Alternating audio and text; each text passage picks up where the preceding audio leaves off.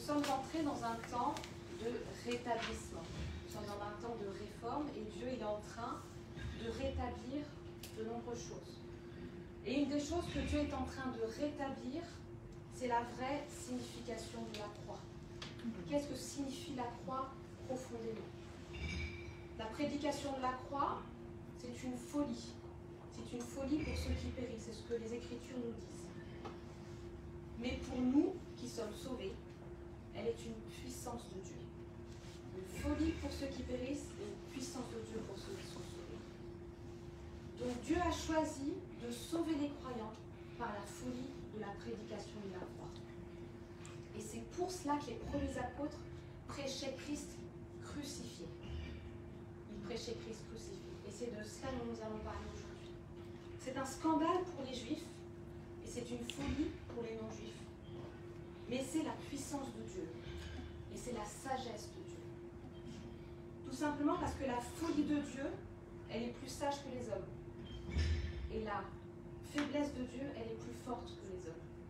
Donc pourquoi Christ devait mourir? Vaste question. Pourquoi est-ce qu'il devait mourir?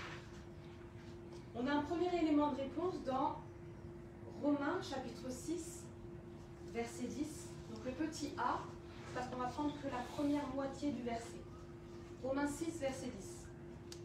Car il est mort, et c'est pour le péché qu'il est mort une fois pour toutes. Christ est mort une fois pour toutes pour le péché. Évidemment, nous savons que Christ est mort pour nos péchés. Christ est mort pour les péchés. Ça, on le sait, on le dit facilement. Mais il est d'abord mort pour le péché. Et ce n'est pas la même chose. Si je faisais un sondage parmi vous ou dans d'autres églises, par exemple, et si je demandais aux chrétiens de définir le péché, la plupart des personnes répondraient en donnant des exemples de défaillances humaines. On pourrait dire par exemple, péché c'est voler, péché c'est mentir, péché c'est vivre en concubinage, péché c'est commettre l'adultère, péché c'est l'idolâtrie. Et ce sont effectivement des péchés, on est bien d'accord, mais ce n'est pas le péché. Donc on sait que le péché il est rentré dans le monde par Adam, par le premier homme qui s'appelait Adam. Mais la première fois que ce mot est cité dans les Écritures, c'est juste avant que Caïn tue son frère Abel. C'est la première fois qu'on voit le mot péché qui apparaît dans les Écritures. Donc pour raconter un peu l'histoire, pour donner le contexte, Caïn avait offert à l'Éternel des fruits de la terre. Et Abel avait offert à l'Éternel les premiers-nés de son troupeau avec leur graisse. Et l'Éternel avait porté un regard favorable sur l'offrande d'Abel, mais il n'avait pas porté un regard favorable sur l'offrande de Caïn. Et suite à cela, Caïn était irrité et son visage était abattu. Donc l'Éternel s'adresse à Caïn et lui dit « Mais pourquoi es-tu très irrité et pourquoi ton visage est-il abattu? Si tu agis bien, certainement tu relèveras ton visage. Mais si tu agis mal, le péché se couche devant la porte. Ses désirs se portent vers toi, mais toi domine sur lui. Le péché se couche devant la porte, ses désirs se portent vers toi, mais toi domine sur lui. Donc là, on comprend que le péché a la faculté de se coucher, qu'il a des désirs qui se portent vers nous et qu'on peut avoir la capacité de dominer sur lui. Donc, le péché, c'est finalement bien plus qu'une défaillance individuelle et morale. C'est bien plus qu'une défaillance humaine. Le péché, c'est tout d'abord une puissance spirituelle. C'est une puissance spirituelle. Donc, lorsqu'on lit que Christ est mort, et c'est pour le péché qu'il est mort une fois pour toutes, il est mort une fois pour toutes pour vaincre la puissance spirituelle du péché. Parce que c'est sous l'influence de cette puissance de péché que l'homme pêche, que l'homme va commettre des péchés. Le péché, c'est bien plus qu'une faute, c'est bien plus qu'une erreur que le sacrifice de Jésus va réparer. C'est plus que ça. Le péché, c'est plus qu'une faute la croix enlève la culpabilité. Souvent, en fait, on a réduit le péché à une histoire personnelle. Ça enlève ma culpabilité. C'est pour enlever quelque chose qui me concerne seulement moi. Et on est passé à côté. Le péché, c'est une puissance. Et cette puissance, Christ l'a vaincue à la croix, une fois pour toutes. Donc Christ est mort, et c'est pour vaincre la puissance du péché, le péché en tant que puissance, une fois pour toutes, qu'il est mort. La croix, c'est la destruction des œuvres du diable. La croix, c'est la victoire définitive, la victoire perpétuelle, la victoire éternelle de Dieu sur la puissance du péché, du mal et de la mort. La croix, c'est le triomphe absolu de Dieu. Triomphe absolu. Est-ce qu'on a conscience du triomphe que cela a été? Est-ce qu'on a conscience de ce qui a été remporté à la croix? Donc c'est le triomphe absolu de Dieu sur les principautés, sur les autorités, sur les dominations démoniaques, sur les puissances de l'air. Et c'était définitif, une fois pour toutes. Donc dans ce temps de rétablissement, dans ce temps de réforme, l'Église doit prendre conscience de la signification profonde de la croix. Christ est mort pour vaincre la puissance du péché.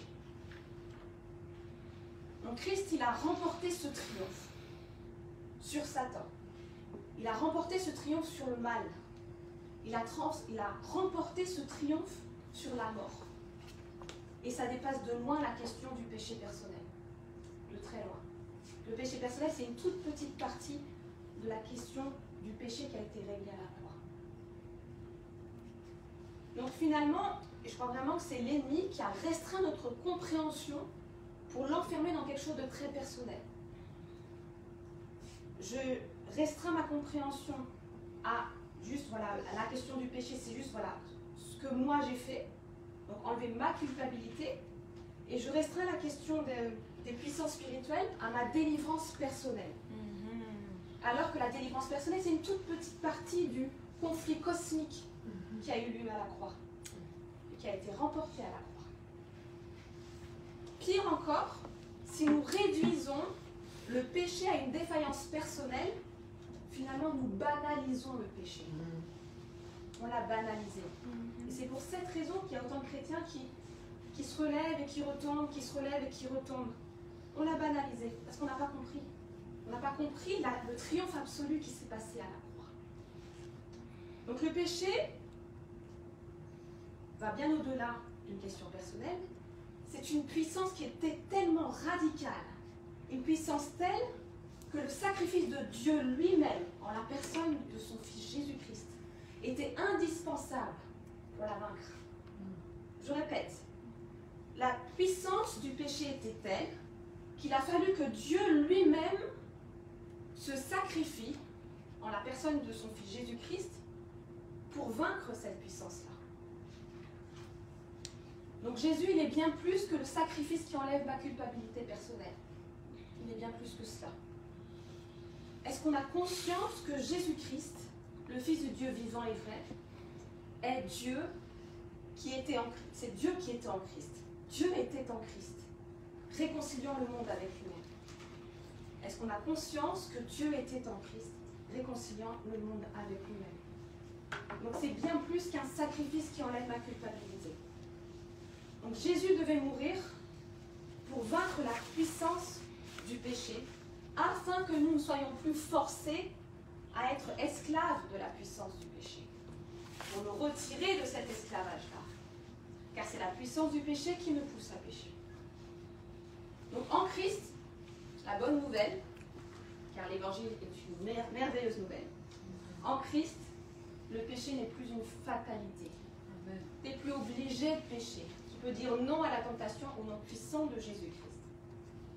En Christ, le péché n'est plus mon identité. J'étais pécheur, mais en Christ, je suis devenu saint. J'étais pécheur, mais je ne suis plus pécheur. Ce n'est plus ma marque, ce n'est plus ma nature. Ma nature a changé et maintenant je participe à la nature divine. Amen.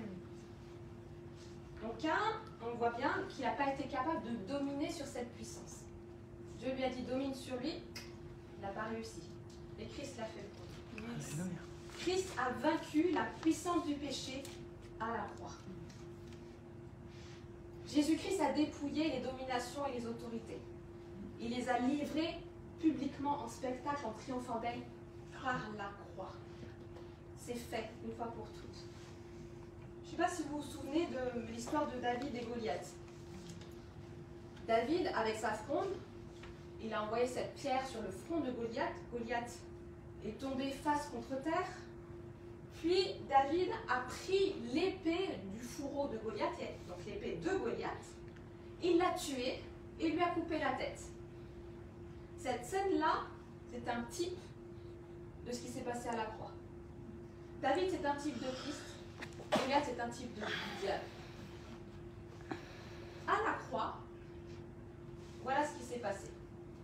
Dans le livre des Hébreux, un des noms qu'on donne au diable, c'est qu'on l'appelle celui qui a la puissance de la mort. Donc, l'arme de Satan, c'est la mort. Et pour cela, il fallait que Christ prenne cette arme de la mort pour anéantir celui qui a la puissance de la mort. C'est parce que le diable a la puissance de la mort que Christ devait mourir, devait passer par la mort pour que le diable soit anéanti une fois pour toutes. Christ a pris l'arme du diable, le salaire du péché c'est la mort, pour anéantir le diable qui a la puissance de la mort. Jésus-Christ l'a donné, il a dominé le péché pour que nous ne soyons plus esclaves du péché. Caïn n'avait pas pu le faire, mais Christ l'a fait pour nous, une fois pour toutes. Pourquoi Christ devait mourir? Nous avons un deuxième élément de réponse dans 1 Pierre, chapitre 2, verset 20 à verset 23. Donc 20b, c'est qu'on prend la deuxième moitié du verset. 1 Pierre 2, verset 20 à 23. Si vous supportez la souffrance lorsque vous faites ce qui est bien, c'est une grâce devant Dieu. Et c'est à cela que vous avez été appelés, parce que Christ aussi a souffert pour vous, vous laissant un exemple afin que vous suiviez ses traces. Vous laissant un exemple afin que vous suiviez ses traces. Lui qui n'a point commis de péché et dans la bouche duquel il ne s'est point trouvé de fraude. Lui qui, injurié, ne rendait point d'injure, maltraité, ne faisait point de menaces, mais s'en remettait à celui qui juge justement. Christ devait souffrir, nous laissant un exemple afin que nous suivions ses traces. Notre Seigneur, il a été maltraité, il a été frappé, il a été brisé, il a été humilié. Il n'a pas ouvert la bouche, comme un agneau qu'on mène à la boucherie. Il n'avait rien fait de mal pourtant. Il était innocent. Mais on ne peut pas dire qu'il y ait de la fraude dans sa bouche. Il n'a jamais menti. Il n'a jamais manipulé qui que ce soit. Il n'a même jamais cherché à le faire. Il n'a jamais usé de tromperie. Il ne rendait pas les injures quand on l'injuriait. Et quand on le maltraitait, il ne proférait aucune menace. Et c'est notre exemple pour notre vie de tous les jours, pour notre pèlerinage sur la terre. La dernière parole du Seigneur lorsqu'il était sur la croix, c'est « Père, je remets mon esprit entre tes mains ». Le fait qu'il avait l'habitude, entre guillemets, de se remettre entre les mains du Père à celui qui juge justement, c'est ça qui lui a donné la force de se taire, la force de supporter ce qui était injuste. Et c'est notre modèle pour aujourd'hui. Père, je remets mon esprit entre tes mains. C'est une prière qu'on peut faire. C'est pas seulement quand on décède. Seigneur, chaque jour, je remets mon esprit entre tes mains. Je suis entre tes mains. Christ, il a souffert injustement, sans riposter et sans se plaindre, pour nous servir d'exemple. Finalement, à chaque fois que tu supportes la souffrance, injustement, alors que tu as fait le bien, tu fais quelque chose de bien, mais en retour, tu récoltes des injures, du mépris, toutes sortes de maltraitances. À chaque fois que tu supportes la souffrance injustement, c'est une grâce devant Dieu. C'est une grâce devant Dieu. Je le répète encore une fois, c'est une grâce. C'est un privilège. Donc, que ce soit dans mon foyer, que ce soit dans mon travail, que ce soit dans mes relations, l'Esprit de Jésus qui vit en moi me donne la capacité de supporter la souffrance injuste, de supporter la souffrance alors que j'ai fait le bien, parce qu'il m'apprend à me reposer sur Christ, à me reposer sur lui en toutes circonstances. En toutes circonstances. C'est le Seigneur qui a dit, venez à moi, vous tous qui êtes fatigués et chargés, et je vous donnerai du repos. Prenez mon joug sur vous et recevez mes instructions, car je suis doux et humble de cœur. Car mon joug est doux et mon fardeau léger.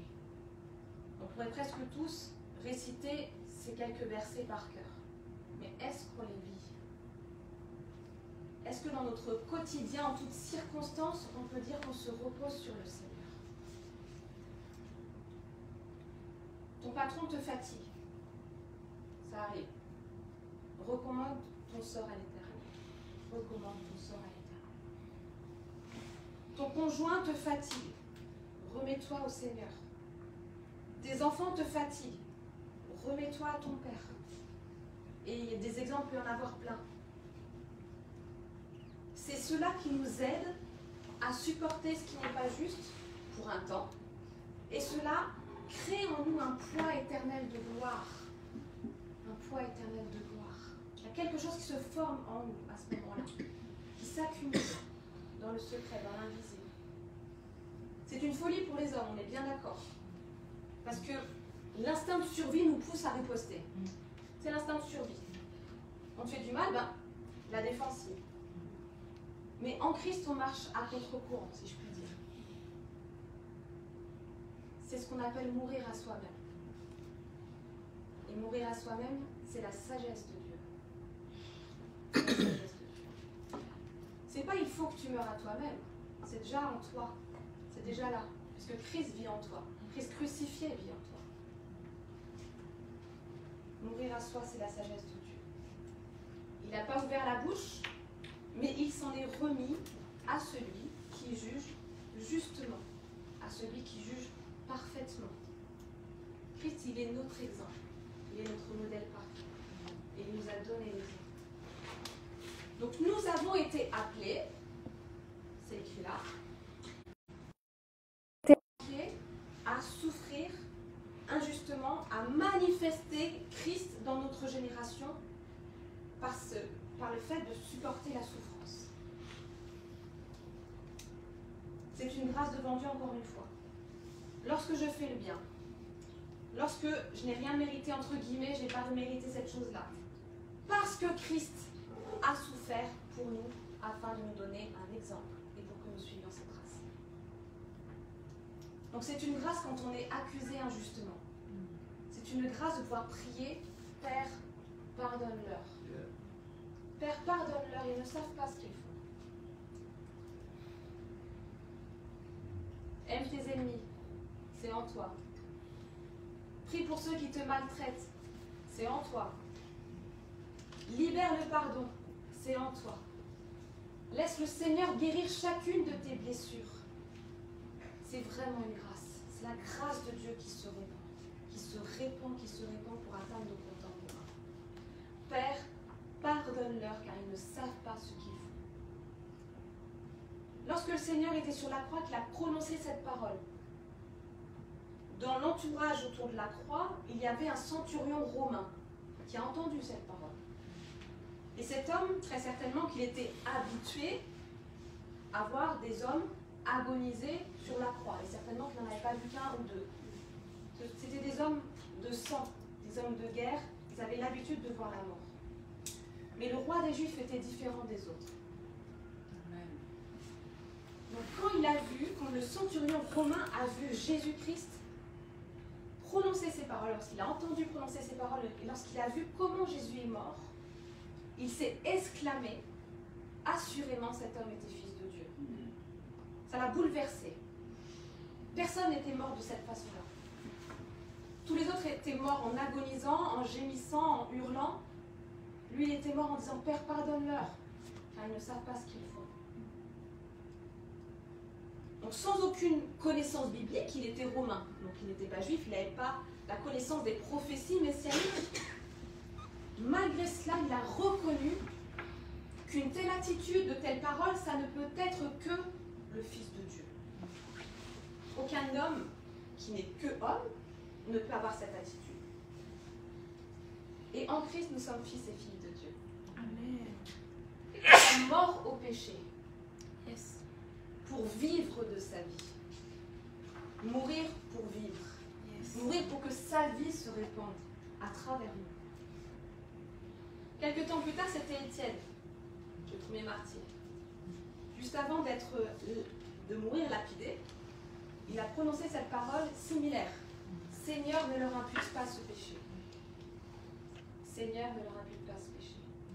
Donc d'un côté, on a le Seigneur Jésus-Christ à la croix, qui dit « Père, pardonne-leur, car ils ne savent pas ce qu'ils font ».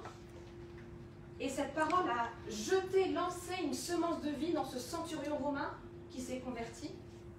De l'autre côté, on a Étienne qui dit « Seigneur, ne leur impute pas ce péché ». Et dans l'assistance, il y avait un certain Saul de Tarse. Et c'est une semence de vie qui a été jetée dans son cœur à ce moment-là. Et c'est quelques temps plus tard qu'il s'est converti. Christ a souffert pour nous servir d'exemple.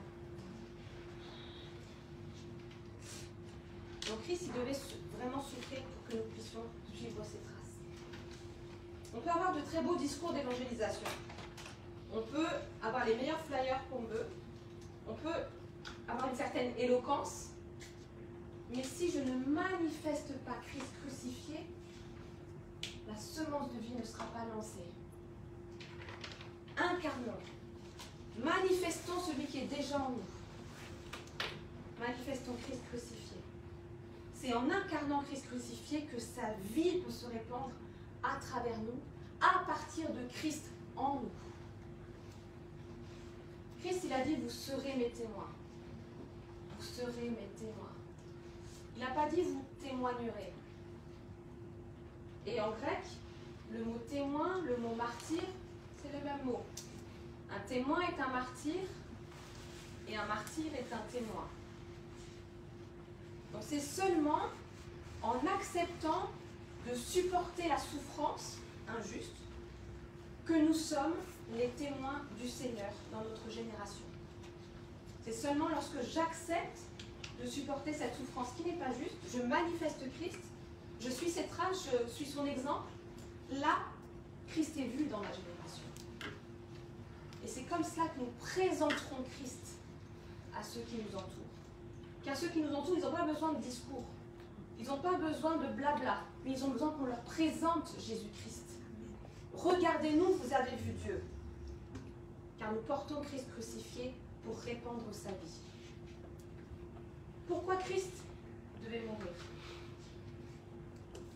On a un troisième élément de réponse dans Jean chapitre 11, versets 49 à 52.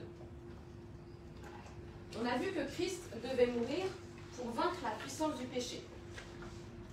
On a aussi vu que Christ devait souffrir pour nous servir d'exemple, pour que nous puissions suivre ses traces dans notre quotidien. Là, qu'est-ce qu'on apprend? On apprend que Jésus devait mourir afin de réunir en un seul corps les enfants de Dieu dispersés. On va lire tout le passage. L'un d'eux, Caïphe, qui était souverain sacrificateur cette année-là, leur dit, vous n'y entendez rien. Vous ne réfléchissez pas qu'il est dans votre intérêt qu'un seul homme meure pour le péché, pour le peuple, et que la nation entière ne périsse pas. Or, il ne dit pas cela de lui-même, mais étant souverain sacrificateur cette année-là, il prophétisa que Jésus devait mourir pour la nation. Et ce n'était pas pour la nation seulement, c'était aussi afin de réunir en un seul corps les enfants de Dieu dispersés. Donc Christ devait mourir pour réunir le corps de Christ. Est-ce qu'on a conscience de cela? Donc ça signifie qu'il y a un enjeu spirituel par rapport à l'unité du corps de Christ. Parce que si Christ devait mourir pour cela, c'est qu'il y a un enjeu. C'est pas rien. L'unité du corps de Christ, c'est quelque chose que le Seigneur est en train de rétablir dans ce temps de réforme. L'unité dans la vérité. Jésus devait mourir afin de réunir en un seul corps les enfants de Dieu dispersés. Donc le Seigneur, il revient bientôt. Nous sommes en train, en tant qu'Église, en tant qu'épouse, nous sommes en train de préparer sa deuxième venue. Jean-Baptiste le prophète, il a préparé la première venue. Il était le chemin pour que le Seigneur vienne. Nous sommes le chemin du Seigneur dans notre génération.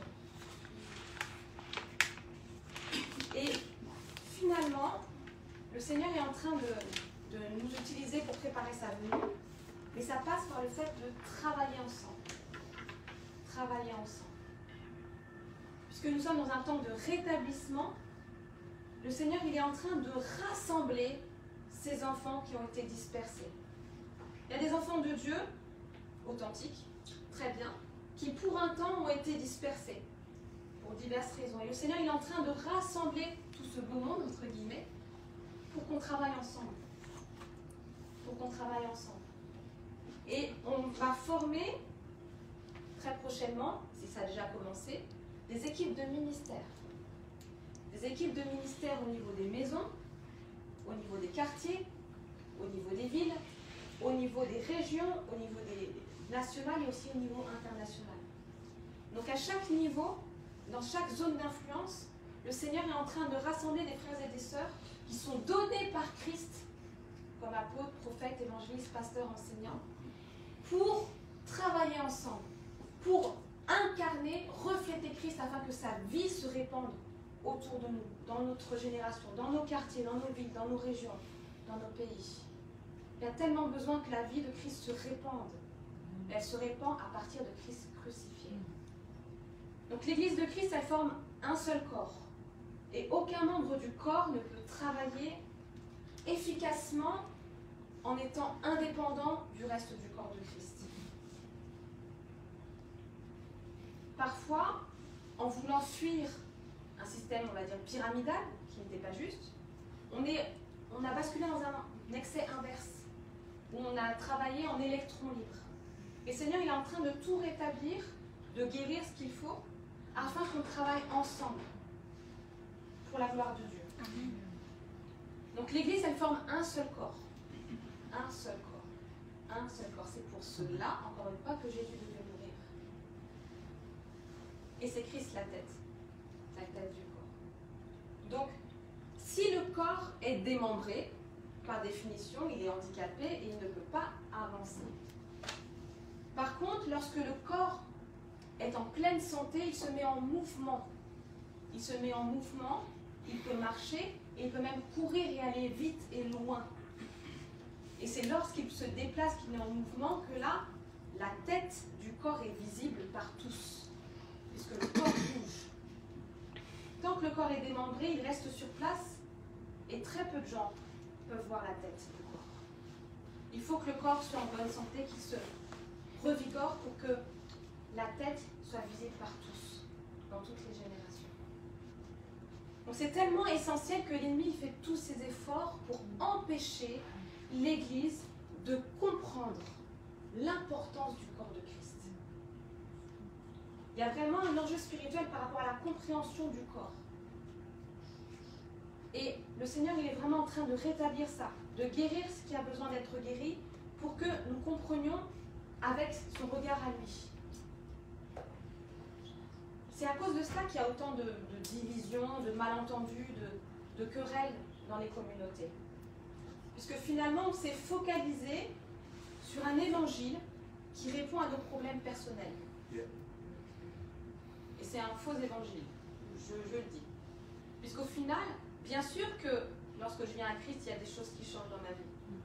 Mais l'évangile, c'est pas que ça. Ça, ce n'est qu'une petite partie de la bonne nouvelle de l'évangile. Si je restreins l'évangile à mes problèmes personnels, ce n'est pas l'évangile de Christ. Amen. C'est un évangile que je me suis créé. Et finalement, mon Dieu est une idole que je me suis inventée, que j'ai fait à mon image. C'est moi qui suis à l'image de Dieu, c'est pas Dieu qui est à mon image. Yes.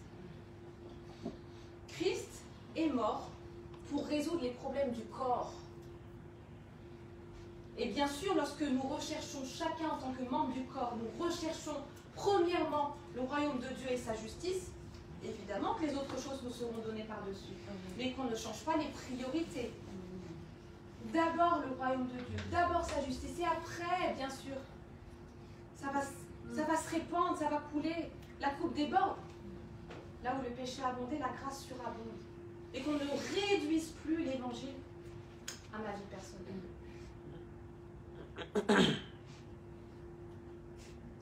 Donc vraiment aujourd'hui, le Seigneur, il veut qu'on prenne conscience du corps. Il veut qu'on prenne conscience que nous sommes membres les uns des autres.